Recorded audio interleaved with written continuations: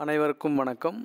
நம்மளுடைய modern survey இன் Tamil YouTube சேனலில் TNPSC இன்றைக்கி வெளியிட்ட ஒரு மிக முக்கியமான அறிவிப்பு என்ன அப்படின்னா, குரூப் 2 இன்டர்வியூ போஸ்ட்டோட மூன்றாம் கட்ட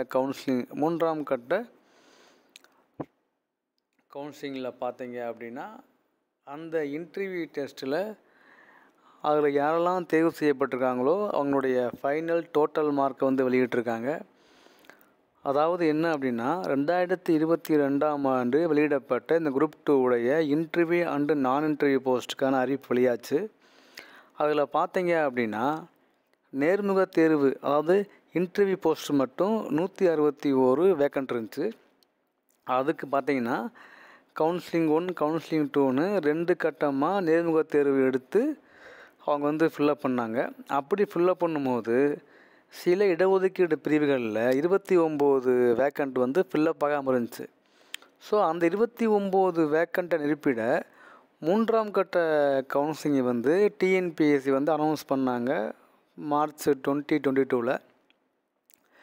ஸோ இப்போ அந்த டேட்டில் வந்து இந்த 29 காலிப்பணியிடங்களுக்கான மூன்றாம் கட்ட கவுன்சிலிங் நடக்கும் அப்படின்னு சொல்லி அந்த மூன்றாம் கட்ட நேர்முக தேர்வுக்கு யாரெல்லாம் தேர்வு செய்யப்பட்டிருக்காங்க அப்படின்னு லிஸ்ட்டை வந்து அவங்க வெளியிட்டாங்க.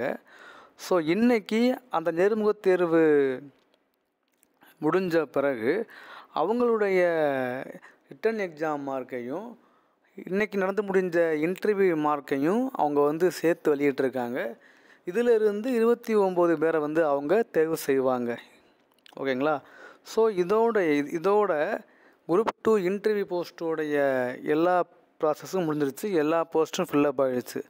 ஸோ இனி ஏப்ரல் இந்த ஃபஸ்ட்டு வீக் லாஸ்ட்லேயோ அல்லது செகண்ட் வீக் ஃபஸ்ட்லேயோ வந்து நான் இன்டர்வியூ போஸ்ட்டுக்கான லிஸ்ட்டை வந்து அவங்க வெளியிடுவாங்க.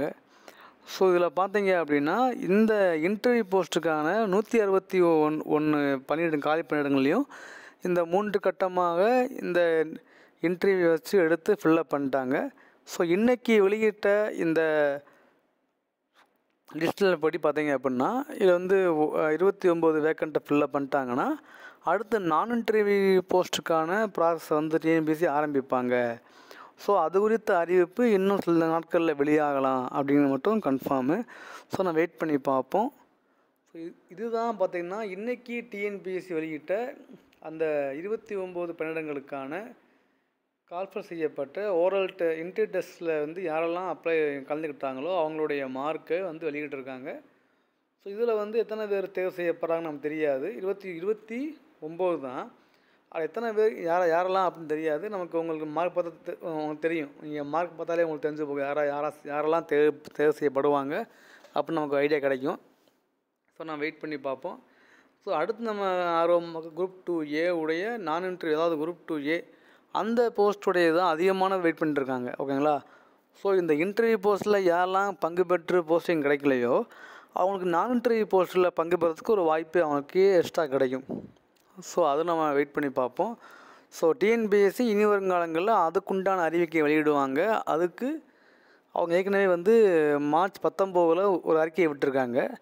நேர்முக தேர்வு அல்லாத பதவிகளுக்கு மதிப்பெண் மற்றும் ரேங்க் லிஸ்ட்டை வந்து இந்த இறுதிக்கட்ட நேர்முக தேர்வு இன்றைக்கி முடிஞ்சதுங்களா, முடிஞ்ச உடனே ஏப்ரல் 2ஆம் வாரத்துக்குள்ளே நாங்கள் வெளியிடுவோம் அப்படின்னு டிஎன்பிஎஸ்சி சொல்லியிருக்காங்க. எப்போ அப்படின்னா 19/3 அன்னைக்கு வெளியிட்ட டிஎன்பிஎஸ்சி அறிவிக்கையில். ஸோ நான் வெயிட் பண்ணி பார்ப்போம். தேங்க்யூ.